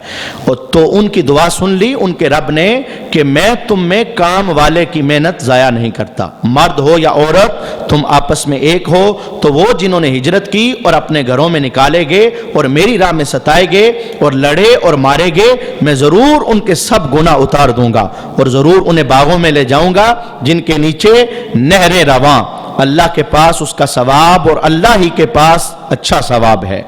इन आयात के अंदर बयान किया गया। हज़रत उम्मे सलमा रज़ी अल्लाह ताला अन्हा हजूर के दरबार में पूछती हैं, हजूर ये हिजरत वालों की फजीलत मर्दों के बाब में तो बयान हुई कि मर्दों को अल्लाह ये देगा, मर्दों को अल्लाह ये देगा, तो जो औरतें हिजरत करके आई हैं क्या उन्हें भी सवाब मिलेगा? इस पर अल्लाह तबारक व तआला ने फरमाया कि अमल करने वाला बेशक मर्द हो या अमल करने वाली औरत हो, हम सबको सवाब पूरा पूरा अता फरमाएंगे। यानी अमल के लिहाज से मर्द और औरत के अंदर तखसीस नहीं है। जितना दौरा तफसीर सुनने पर मस्जिद के अंदर बैठकर आपको सवाब मिल रहा है, जो माँ बहन घर के अंदर कुरान की तरफ तवज्जो जमाए बैठी है, उतना ही अल्लाह तबारक व तआला उस माँ बहन बेटी को भी सवाब अता फरमा रहा है।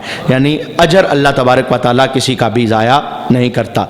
ऐ सुनने वाले, काफिरों का शहरों में चलना फिरना हरगिज़ तुझे धोखा ना दे, थोड़ा बरतना है, फिर इनका ठिकाना दोज़ख है और क्या ही बुरा बिछोना है। लेकिन वो जो अपने रब से डरते हैं उनके लिए जन्नतें हैं जिनके नीचे नहरें रवां दवां, हमेशा उनमें रहें अल्लाह की तरफ की मेहमानी, और जो अल्लाह के पास है वो नेकों के लिए सबसे भला है। इस आयत का जो बिल्कुल आखिरी हिस्सा है, पहले तो बताया गया कि ये जो काफिरों के पास चमक दमक है ये कहीं तुम्हें परेशान ना कर दे, ये दुनिया ही के अंदर इनके पास ये चमक दमक है, आखिरत में हम इन्हें दोज़ख की तरफ आंख देंगे, और जो लोग ईमान वाले हैं, नेक अमल करने वाले हैं, आखिरत में हम उन्हें जन्नतें अता फरमाएंगे। बिल्कुल इस आयत के आखिरी हिस्से के अंदर अल्लाह फरमाता है और जो अल्लाह के पास है वो नेकों के लिए सबसे भला है। इस पर एक शान नज़ूल है जिसे हम पढ़ना चाहेंगे।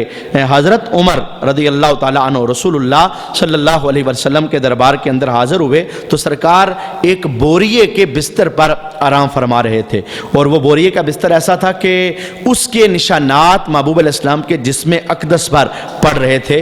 तो इस हालत में सरकार को आराम करते हज़रत उमर ने देखा तो हज़रत उमर की आंखों से आंसू जारी हो गए और ये जुमला बोलने लगे। सरकार ने पूछा, उमर क्यों रो रहे हो? तो ये जुमला बोलने लगे, हुज़ूर वो जो कैसर और किसरा के बादशाह हैं उन्हें तो इतनी ऐश मिली हुई है, वो तो इतनी मौजें कर रहे हैं, और आप 2 जग के नबी हैं और आप बोरिए पर आराम कर रहे हैं और बोरिए के निशानात आपके जिस्म पर पड़े हुए हैं। उस मौका पर सरकार अलैहिस्सलाम ने यह जुमला इरशाद फरमाया था, क्या तुम्हें पसंद नहीं कि उनके लिए दुनिया हो और हमें अल्लाह आखिरत में अता फरमाए?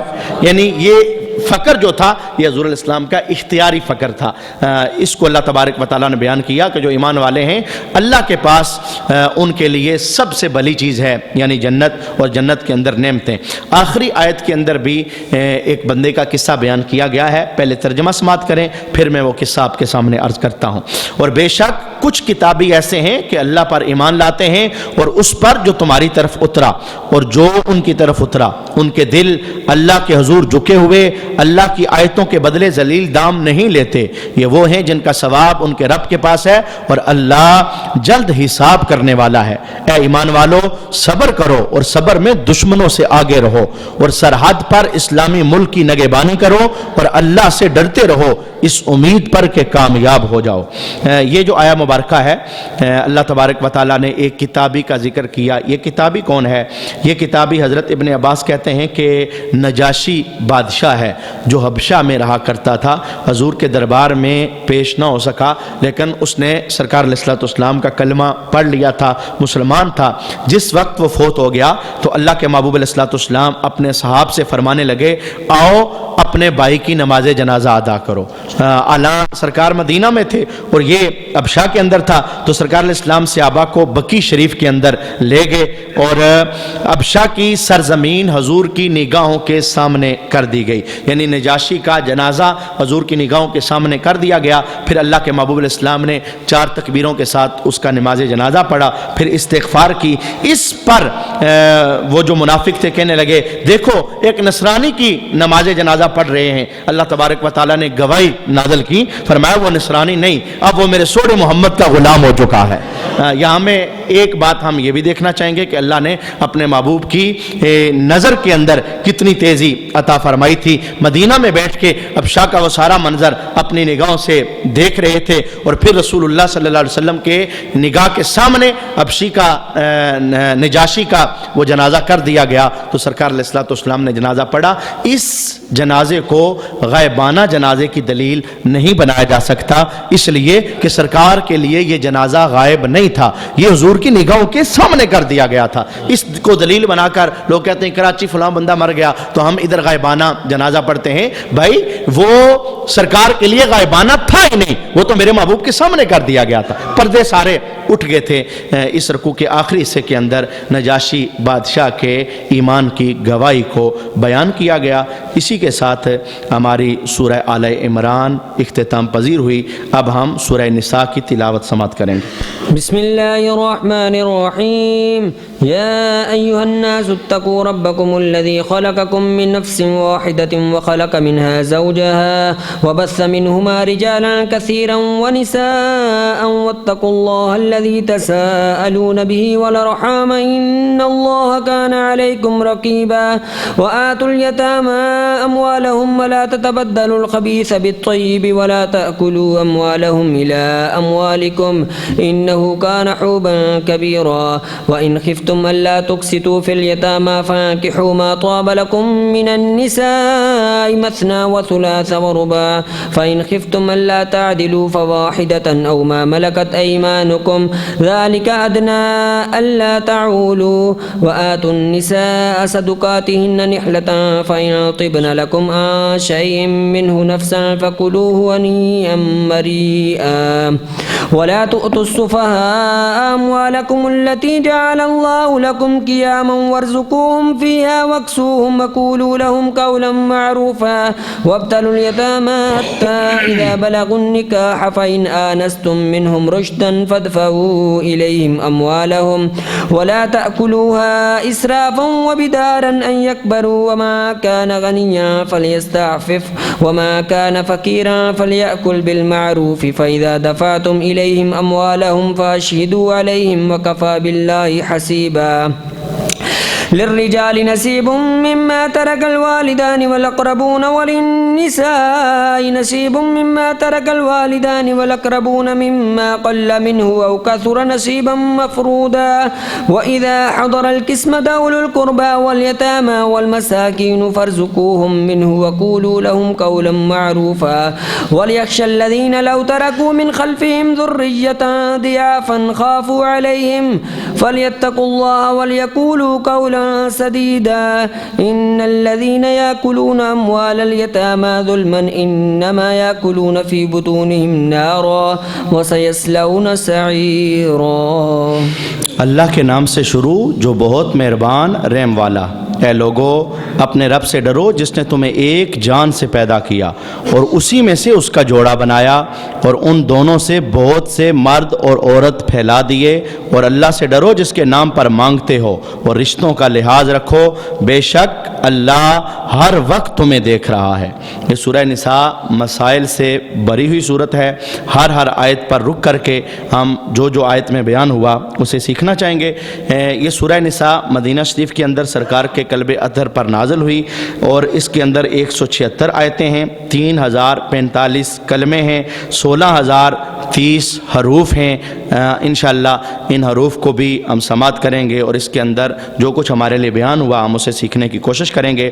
سب سے پہلی آیت جو میں نے آپ کے سامنے جس کا ترجمہ کر دیا، اللہ تبارک و تعالیٰ نے حضرت آدم کی پیدائش کا واقعہ بیان کیا کہ جس وقت ہم نے آدم کو بنایا، مٹی سے بنایا، پھر ان کے اندر ہم نے روح ڈال دی اور پھر جوڑا بنایا۔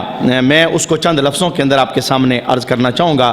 جس وقت حضرت آدم کا پتلا تیار ہو گیا، روح آپ کے اندر ڈال دی گئی، آپ جنت کے اندر رہنے لگے۔ رب کائنات نے کہا اس درخت کے پاس نہ جانا، جدھر آپ کا دل ہے، باقی پوری جنت آپ پر مباح ہے۔ پھر ایک دن آپ سوئے ہوئے تھے تو آپ کی بائیں پسلی سے اماں حوا علیہ السلام کو پیدا کیا گیا، اور اماں حوا علیہ السلام جس وقت پیدا ہوئے تو حضرت آدم کی آنکھ کھلی تو ایک عورت قرب کے اندر بیٹھی تھی۔ آپ نے پوچھا آپ کون ہو؟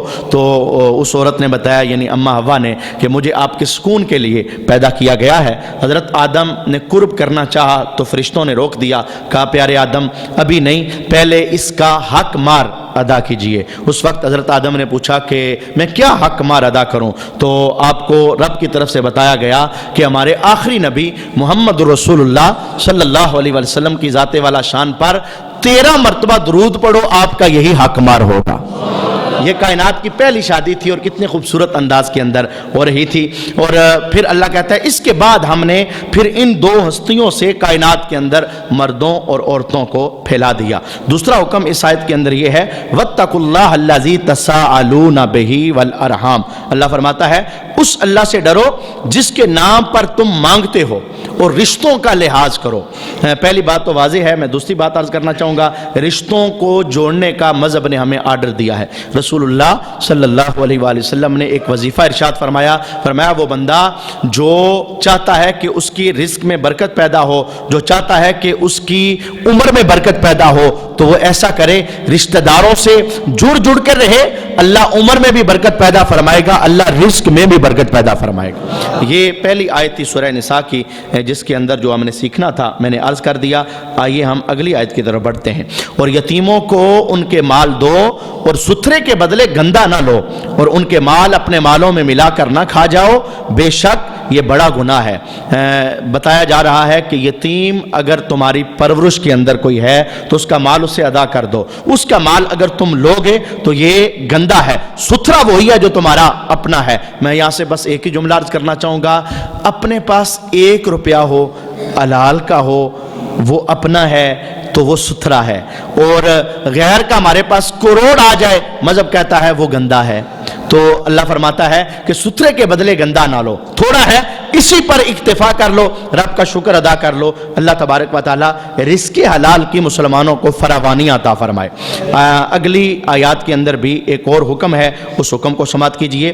اللہ فرماتا ہے اور اگر تمہیں اندیشہ ہو کہ یتیم لڑکیوں میں انصاف نہ کرو گے تو نکاح میں لاؤ جو عورتیں تمہیں خوش آئیں، 2 اور 3 اور 4، پھر اگر ڈرو کہ بیویوں کو برابر نہ رکھ سکو گے تو ایک ہی کرو، یا کنیزیں جن کے تم مالک ہو یہ اس سے زیادہ قریب ہے کہ تم سے ظلم نہ ہو۔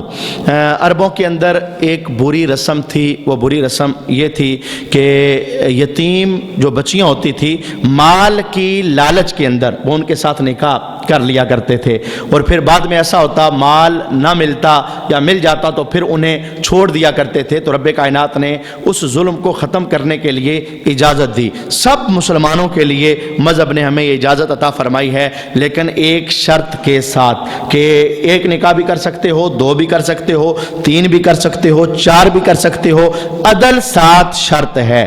میں عرض کرتا ہوں وہ جو عدل شرط مذہب نے بیان کی ہے، کس چیز میں عدل کرنا وہ مذہب نے بیان کیا ہے۔ جو بندہ اس پر پورا اترے وہ دوسرا نکاح بھی کر سکتا ہے، وہ تیسرا بھی کر سکتا ہے، چوتھا بھی کر سکتا ہے، 4 تک مذہب نے ہمیں اجازت عطا فرمائی ہے۔ ایک وقت کے اندر ایک مسلمان کے نکاح میں 4 بیویاں رہ سکتی ہیں، لیکن دور حاضر جس کے اندر ہم سانس لے رہے ہیں، حالات کی وجہ سے دوسرا نکاح نبھانا ذرا مشکل ہے۔ مذہب کے ترازو کے اندر جو نبھا لے ماشاءاللہ اللہ اسے توفیق دے، وہ نبھا لے اور جیسا مذہب کہتا ہے ویسے کر لے، یعنی عدل کرنا۔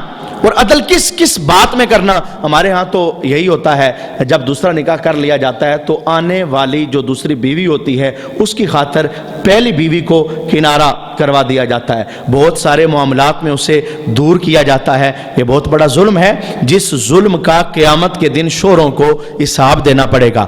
اگر دو بیویاں کر لی ہیں تو مذہب نے ان کے درمیان عدل کرنے کا حکم دیا ہے۔ وہ عدل کس کس چیز میں ہے؟ سب سے پہلا، جو کھانا ایک بیوی کو دیا ہے وہی کھانا دوسری بیوی کو دینا پڑے گا۔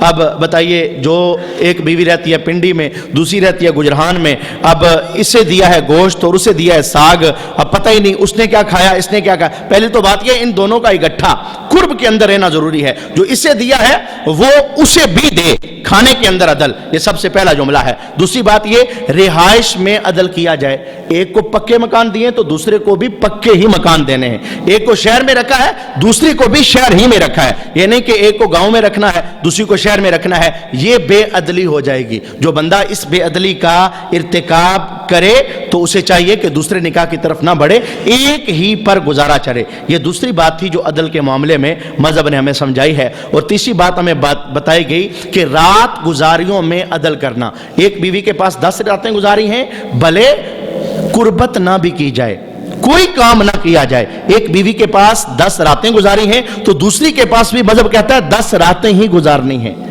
میں کہتا ہوں کہ ایسے بندے بھی وہ ہماری نگاہوں کے سامنے ہیں جنہوں نے دوسری شادی کی تو پہلی بیوی کو بھول ہی گئے۔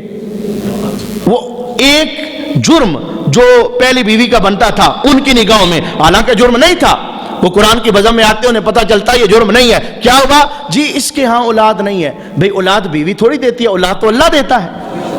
اس کے حالات، یہ آگے جملہ آئے گا، بیٹے اللہ دیتا ہے، بیٹیاں اللہ دیتا ہے، یہ اولاد والے معاملے، اس کی وجہ سے دوسرا نکاح کرنا مذہب نے کم از کم ہمیں اس بات کی اجازت نہیں دی ہے۔ خیر سے جو تیسری بات مذہب نے ہمیں بتائی ہے، رات گزاریوں میں عدل کرنا۔ ایک کے پاس 1 مہینہ رہے ہو تو دوسری کے پاس بھی 1 مہینہ رہنا پڑے گا، اور اگر ایسا ہوا ایک کے پاس تو 2 سال رہے دوسری کے پاس 1 دن رہے تو مذہبی ترازو کے اندر یہ ناانصافی ہو گئی ہے، اور اس ناانصافی کی مذہب کے آئینے کے اندر بندے کو پکڑ ہوگی۔ اور اگلی بات جو اس معاملے میں بتائی گئی کہ لباس کے معاملے میں بھی عدل کرنا۔ 4000 کا سوٹ ایک کو لے کے دیا ہے تو دوسری کو بھی 4000 کا ہی سوٹ لے کے دینا ہے۔ ان معاملات کو ہم دیکھتے ہیں تو لگتا ایسے ہے کہ دور حاضر کے اندر ایک بیوی کو ہی حقوق کے ساتھ نبھا لیا جائے، یہی کافی اور شافی ہے، اگلے معاملات میں بندہ نہ ہی داخل ہو۔ ویسے ہم نے اپنی تھوڑی سی زندگی میں 2 بیویوں والوں کو پریشان ہی دیکھا ہے، جنہیں اللہ خوشحالی دے دے یہ ان کا اپنا مقدر ہے، لیکن مذہب ہمیں یہ بتاتا ہے اجازت ہے، لیکن ایسا تو نہیں ہوتا کہ ہر جائز کام کرنا ہی کرنا ہوتا ہے، ایسی تو بات نہیں۔ مذہب نے اجازت دی 2 کر لو 3 کر لو 4 کر لو، تو یہ لازم تو نہیں ہے، ضروری تو نہیں ہے۔ مذہب نے ہمیں جو پیغام دیا ہم نے پوری دیانتداری کے ساتھ اس پیغام کو سننا چاہ۔ آئیے ہم اگلی طرف بڑھتے ہیں۔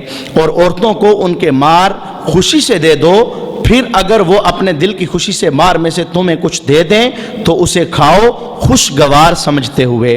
اس آیت کے اندر عورتوں کے مار ادا کرنے کا حکم دیا گیا۔ مار کے متعلق صرف ایک ہی جملہ سماعت کر لیں۔ مار کیا ہوتا ہے؟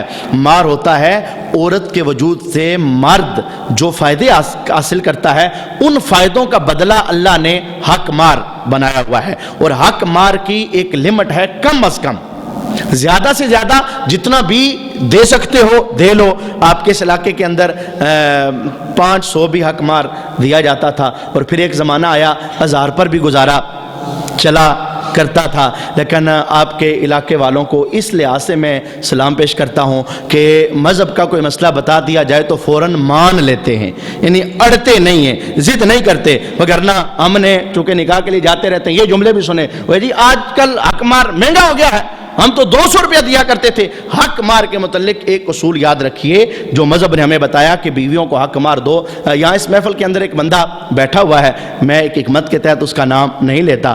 مسجد کے اندر ہم نے جب فجر میں فقہ کے مسائل شروع کیے تھے تو میں نے بتایا تھا کہ حق مار اتنا بنتا ہے، تو اس نے پھر اپنی بیوی کو جا کے اس نے کہا جی ہم نے تو وہ اس دور کے اندر 40 روپے حق مار دیا تھا، ہمیں تو پتہ ہی نہیں تھا۔ تو اس نے اس دور کے حساب سے 5000 روپیہ اپنی بیوی کو دیا تھا۔ وہ اللہ اللہ کے دربار کے اندر بری ہو گیا۔ اور بھی کسی کے ساتھ یہ معاملہ ہو، پوری زندگی کے اندر حق مار ادا کیا جا سکتا ہے۔ یہ وہ فائدہ ہے جو بندہ عورتوں سے لیتا ہے، اس کا اللہ نے مار کو بدلہ بنایا ہوا ہے۔ خیر، اب تو جتنے نکاح ہوتے ہیں ان کو میں گزارش کرتا ہوں کہ حق مار جو شرعی بنتا ہے کم از کم وہ دینا چاہیے، زیادہ جتنی بھی تمہاری توفیق ہو دے سکتے ہو۔ شرعی حق مار کتنا بنتا ہے سن لیجئے، اصول اور ضابطہ۔ پیسے مقرر نہیں ہے کہ 5000 شرعی حق مہر ہے، 4000 شرعی حق مار ہے یا 3000 شرعی حق مار ہے۔ اس کے لیے ایک اصول ہے، اصول یہ ہے 10 درہم جو کہ برابر ہوتے ہیں 2 تولہ چاندی اور 7 ماشے، تقریباً 2.25 تولے چاندی۔ ہر دور میں اتنی رقم حق مار ہوتی ہے۔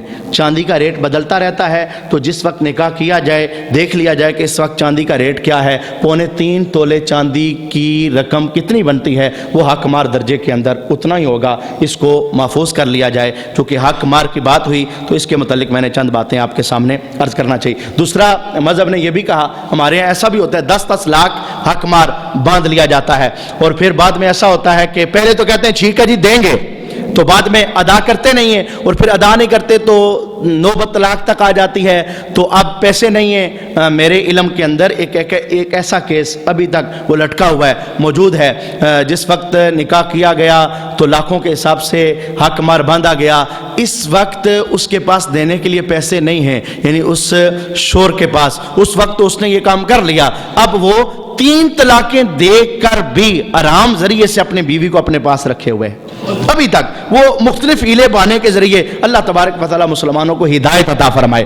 پھر جو باندھا ہے ماں کا حق مار وہ ادا کر دینا چاہیے، اور پھر اس میں کسی قسم کا کوئی ہیلا بہانہ نہیں کرنا چاہیے۔ مذہب نے ایک چھوٹی سی اجازت بھی دی ہے، اگر بیوی چاہے حق مار میں سے کچھ معاف کرنا تو مذہب نے اسے اجازت دی ہے کہ بیوی حق مار معاف بھی کر سکتی ہے۔ آئیے ہم اگلی آیت کی طرف بڑھتے ہیں۔ آپ دیکھ رہے ہیں کہ بہت سارے مسائل ہیں، پوری توجہ کے ساتھ توجہ لگائیے۔ ہر آیت کے ساتھ جو مسئلہ بنتا ہے وہ میں آپ کے سامنے عرض کر رہا ہوں۔ اور بے عقلوں کو ان کے مال نہ دو جو تمہارے پاس ہیں، جن کو اللہ نے تمہاری بسر اوقات میں کیا ہے، اور انہیں اس میں سے کھلاؤ اور پہناؤ اور ان سے اچھی بات کہو، اور یتیموں کو آزماتے رہو یہاں تک کہ جب وہ نکاح کے قابل ہوں، تو اگر تم ان کی سمجھ ٹھیک دیکھو تو ان کے مال انہیں سپرد کر دو، اور انہیں نہ کھاؤ حد سے بڑھ کر، اس جلدی میں کہ کہیں بڑے نہ ہو جائیں، اور جسے حاجت نہ ہو وہ بچتا رہے، اور جو حاجت مند ہو وہ بقدر مناسب کھائے۔ پھر جب تم ان کے مال انہیں سپرد کرو تو ان پر گواہ قائم کر لو، اور اللہ کافی ہے حساب لینے کو۔ اس آیت کے اندر ایک مرتبہ پھر یتیموں کے حقوق بیان کیے گئے ہیں۔ اگر کوئی یتیم ہماری کفالت کے اندر ہے، بہت سارے وارثوں کو دیکھا گیا ہے، اگلے دن وہ بندہ اس محفل کے اندر آتا نہیں ہے، لیکن اس نے مجھے بتایا جمعے کے اندر آتا ہے کہ میرے چچا نے میرے ساتھ یہ ظلم کیا، ہم چھوٹے تھے، ہماری جو جائیداد بنتی تھی چچا نے وہ ہم سے دستخط کرا کے ہماری ماں کو ورغلا کر وہ اپنے نام لگا دیے۔ کتنا کو عرصہ کھائے گا؟ قرآن پاک ہمیں بتا رہا ہے کسی کا حق وہ ایک پائی بھی کھایا ہے اللہ رب العالمین کے دربار میں حساب دینا پڑے گا۔ یہاں بتایا جا رہا ہے کہ یتیم اگر تمہاری کسٹڈی کے اندر ہے تو ان کا مال پوری احتیاط کے ساتھ استعمال کرنا ہے، کسی قسم کی ناانصافی نہ ہونے پائے۔ مردوں کے لیے حصہ ہے اس میں سے جو چھوڑ گئے، وراثت کے مسائل ابھی شروع ہونے لگے ہیں۔ مردوں کے لیے حصہ ہے اس میں سے جو چھوڑ گئے ماں باپ اور قرابت والے، اور عورتوں کے لیے حصہ ہے اس میں سے جو چھوڑ گئے ماں باپ اور قرابت والے، ترکہ تھوڑا ہو یا بہت، حصہ ہے اندازہ باندھا ہوا۔ یہاں بتایا گیا کہ جس وقت کوئی مر جائے تو جو اس کے وارث بنتے ہیں، جو مذہب نے وارثوں کا حصہ بیان کیا ہے، پچھلوں کو چاہیے کہ اس حصے کے مطابق ہر وارث کو وہ حصہ پہنچا دیا جائے۔ عرب کے معاشرے کے اندر ایک جاہلیت کی رسم تھی، وہ لوگ بچوں کو اور عورتوں کو وراثت سے محروم سمجھتے تھے، کہتے تھے انہیں تو دینا ہی نہیں، ضرورت ہی نہیں ہے۔ میرے محبوب علیہ السلام تشریف لائے، آپ نے فرمایا نہیں، عورت کو محروم کیوں کرتے ہو؟ جیسے تمہارا حصہ رب نے مقرر کیا ہے ایسے ہی اللہ نے عورتوں کا حصہ بھی مقرر فرمایا ہے۔ رسم تو زمانہ جاہلیت کی تھی، لیکن ہمارے دور کے اندر بھی رچی بسی ہے، عورتوں کو حصہ کچھ خاندان ایسے ہیں جو نہیں دیتے۔ میں پنجاب کے علاقے کے ایک بزرگ کو جانتا ہوں، ان کے پاس ایک بندہ شہد لے کے آیا، اس نے تحفے کے اندر پیش کرنا تھا، تو انہوں نے پوچھا یار تم کہاں سے لائے ہو؟ کہنے لگا اپنے کھیت سے۔ ان بزرگوں نے پوچھا اچھا یہ بتاؤ ابا فوت ہو گئے کہ زندہ ہیں؟ کہا جی ابا جی فوت ہو گئے۔ کہا بتاؤ بھائیوں نے بہنوں کو حصہ دیا تھا یا نہیں دیا تھا؟ انہوں نے کہا نہیں جی ہمارے پاس رواج نہیں ہے، بہنوں کو ہم حصہ کوئی نہیں دیتے، وہ حصہ سارا ہمارے پاس ہے۔ بزرگوں نے کہا شہد واپس لے جاؤ، غیر کی ملک کی زمین سے نکلا ہوا شہد استعمال کر کے میں اپنے تقوی کا ستیہ ناش نہیں کرنا چاہتا۔ یہ احتیاط، یعنی ایک بزرگ ہے وہ احتیاط کر رہے ہیں کہ اس زمین میں سے میں شہد کیسے استعمال کروں جس زمین کا مالک کوئی اور ہے اور استعمال کوئی اور کر رہا ہے۔ مذہب نے جو طریقہ بتایا ہے اسی طریقے کے مطابق وارثوں کا جو حق بنتا ہے ان تک پہنچا دینا، قرآن کی صحبت میں بیٹھنے والوں کو اس سے سبق لینا چاہیے اور جعلیت کی اس رسم کو توڑنا چاہیے۔ یہ جملہ میں کہتا ہوں کہ بالکل مذہبی ترازو کے اندر زیرو کا درجہ رکھتا ہے۔ یہ کہہ دینا جی بہنوں کو کیا دیں، جہیز جو دیا تھا، کس نے کہا تھا؟ جہیز جو دیا تھا، بھئی مذہب نے تمہیں یہ تو نہیں کہا تھا جہیز دے کر کے پھر وراثت میں ان کا حصہ نہ نکالنا، اور 10 کنال ان کی زمین بنتی ہے اور 2 کنال مکانوں کے لیے دے کے ہم نے بہنوں کو حصہ دے دیا۔ مذہب جو بتاتا ہے اس کے مطابق اگر کوئی بندہ حصہ نہیں دے گا تو وہ گرفت کا شکار ہوگا اور کل اللہ کے دربار کے اندر اسے حساب دینا پڑے گا۔ پھر بانٹتے وقت اگر رشتہ دار اور یتیم اور مسکین آ جائیں تو اس میں سے انہیں بھی کچھ دے دو اور ان سے اچھی بات کہو، اور ڈریں وہ لوگ اگر اپنے بعد ناتواں اولاد چھوڑتے تو ان کا کیسا انہیں خطرہ ہوتا۔ تو چاہیے کہ اللہ سے ڈریں اور سیدھی بات کریں۔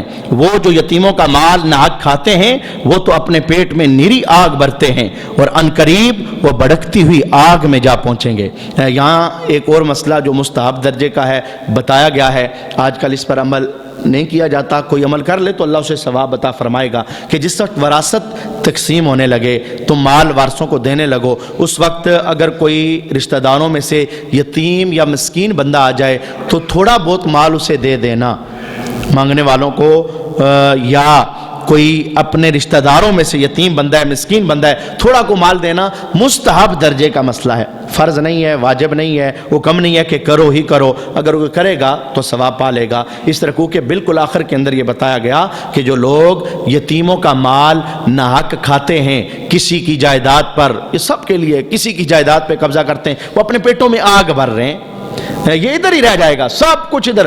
200 کنال کے مالکوں کو بھی جاتے ہو ہم نے خالی ہاتھ دیکھا ہے، وہ لوگ جنہیں یہ نہیں پتا تھا کہ ہمارے بینک کے اندر بیلنس کتنا بنتا ہے کروڑوں اربوں کے حساب سے، ہم نے انہیں بھی جاتے ہوئے خالی ہاتھ دیکھا ہے، کوئی ساتھ نہیں لے کے جاتا۔ حرام حلال میں فرق کرنا یہ اس دنیا کے اندر ہمارے لیے ایک آزمائش ہے، اللہ تبارک و تعالیٰ میں سمجھنے کی توفیق عطا فرمائے۔ آپ نے محسوس کیا مسائل کی برمار ہے، اور اگلا جو رکوع ہم ابھی سماعت کرنے والے ہیں وراثت کے حصے بیان ہوئے ہیں، پورا رکوع سنیے، میں پورے رکوع کا ترجمہ کرتا ہوں اور بڑے دھیمے لہجے کے اندر یہاں پر جو وراثت کے مسائل بیان ہوئے، بیٹی کو کتنا دینا ہے، بیٹے کو کتنا دینا ہے، باپ کو، ماں کو، کس کس کو کیا ملنا ہے، جو یہاں بیان ہوا میں اتنا ہی آپ کے سامنے عرض کروں گا۔ بقیہ وراثت کے مسائل وہ کافی تفصیل رکھتے ہیں، انہیں بھی سیکھا جا سکتا ہے، اور وراثت کا جس وقت بھی معاملہ کرنا ہو، یعنی اسے تقسیم کرنے ہوں تو کسی عالم کی رہنمائی کرنی چاہیے۔ یہ آسان سا مسئلہ نہیں ہے کہ اپنے طور پر ہی بندہ کوئی کام نبھا لے، غلطی بھی ہو سکتی ہے، رہنمائی بہت ضروری ہوتی ہے۔ آئیے وراثت کا جو حصہ جس رکوع کے اندر بیان ہوا ہے پہلے ہم اس کی تلاوت سماعت کرتے ہیں۔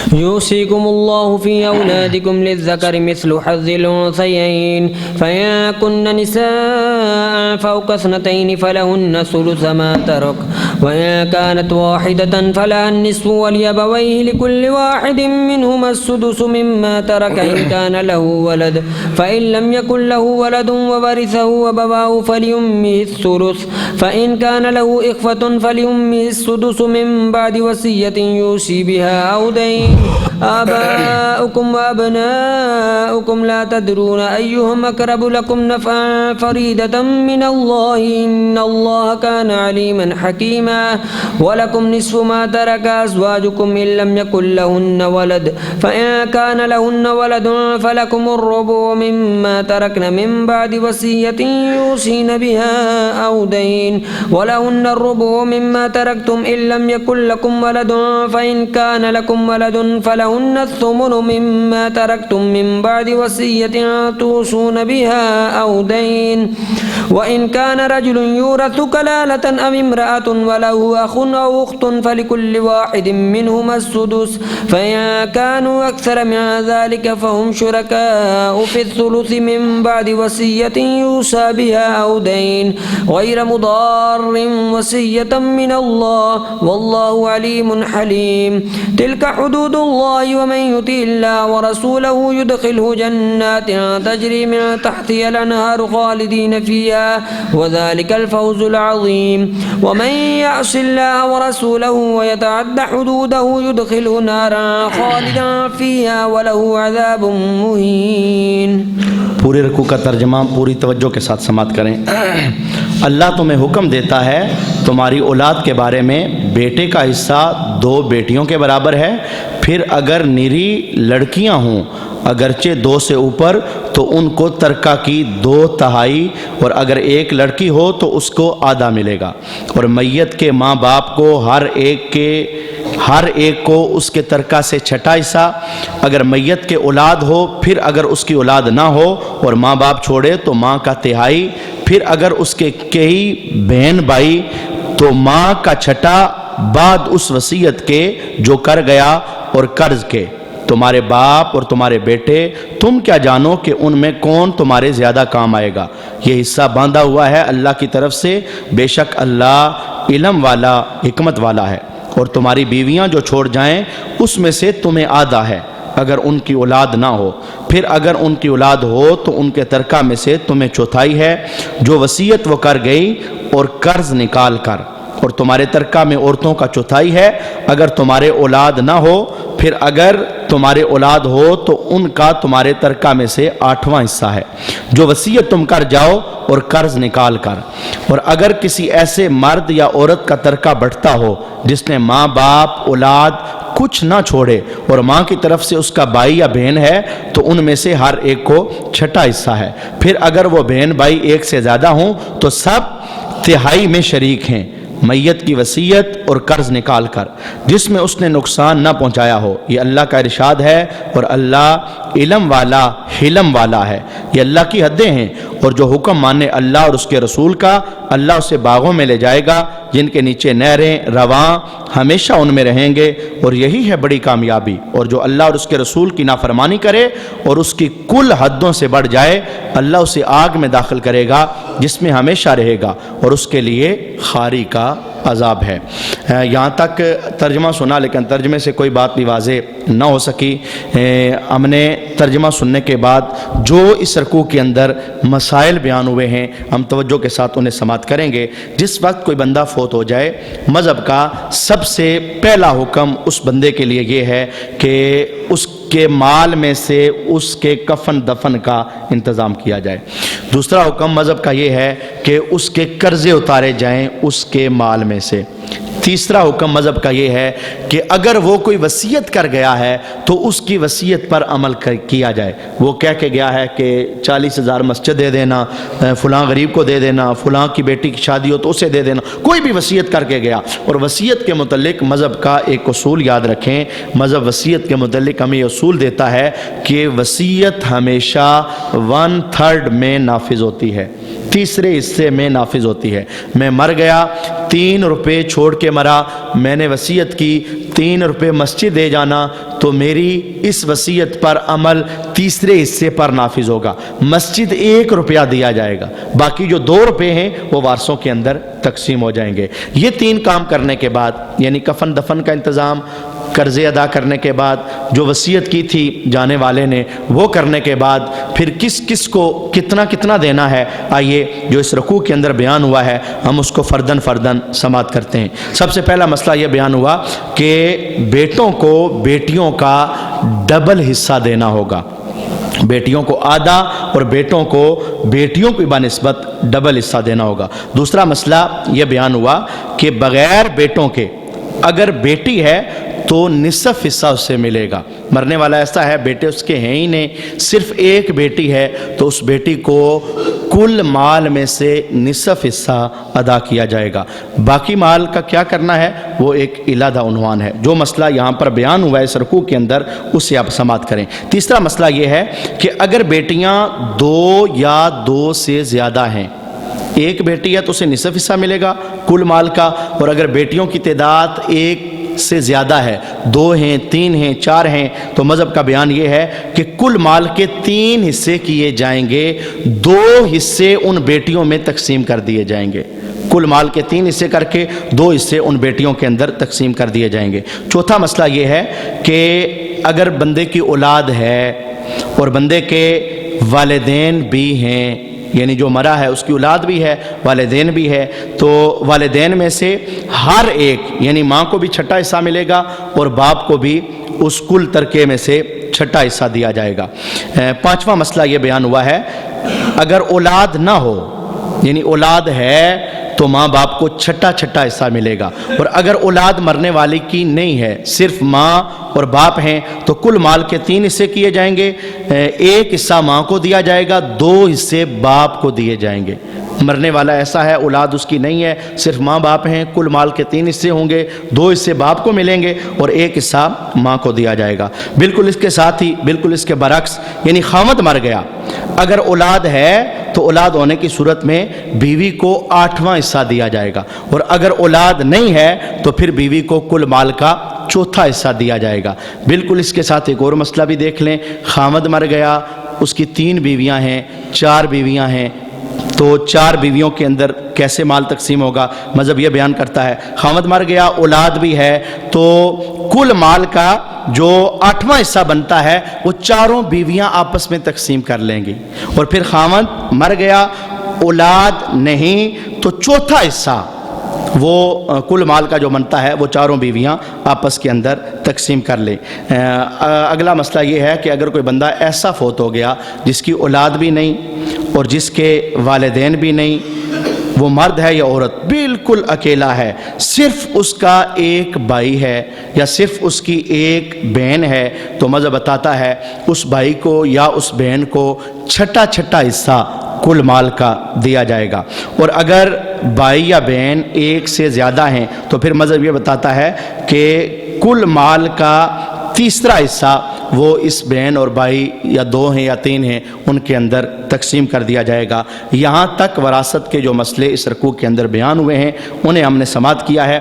بالکل آخر کے اندر ایک مسئلہ بیان کیا گیا ہے کہ جو بندہ آنکھ کرنے والا ہے اپنی اولاد کو، ہمارے ہاں ایک بات ہے بیٹا نافرمانی کرے تو باپ کہتا ہے میں تمہیں اپنی جائیداد سے فارغ کرتا ہوں، اور دوسرے دن اخباروں کے اندر کوئی نہ کوئی اشتہار لگا ہوتا ہے منقولہ غیر منقولہ جائیداد سے میں تمہیں فارغ کرتا ہوں۔ مذہب کہتا ہے کہ آپ اپنے بچے کو اپنی جائیداد سے فارغ نہیں کر سکتے، بالفرض آپ نے اسے گھر سے نکال بھی دیا تو آپ نے اللہ کی نافرمانی کی ہے، اس نے آپ کی نافرمانی کی تو آپ نے بھی اللہ کی نافرمانی کی ہے، اس کا جو حق بنتا ہے جو شریعت نے بیان کیا ہے وہ حق بہر کیف اسے ملنا ہی ہوگا۔ اس رکوع کے اندر وراثت کی جو تقسیم ہے اس کے حصے بیان ہوئے، اسی کے ساتھ آج کا ہمارا سبق بھی مکمل ہو گیا۔ ایک رکوع رہتا ہے، اس کے فوراً بعد اللہ کے فضل سے ہمارا 4 سپاروں کا سفر مکمل ہو جائے گا، اور 5ویں سپارے میں کل انشاءاللہ ہم قدم رکھ لیں گے۔ اللہ کی بارگاہ میں دعا ہے اللہ ہم سب کو عمل کی توفیق عطا فرمائے، قرآن پاک سیکھنے کے بعد قرآن کے اصولوں کے مطابق زندگیاں بسر کرنے کی سعادت عطا فرمائے۔ وما علینا الا البلاغ۔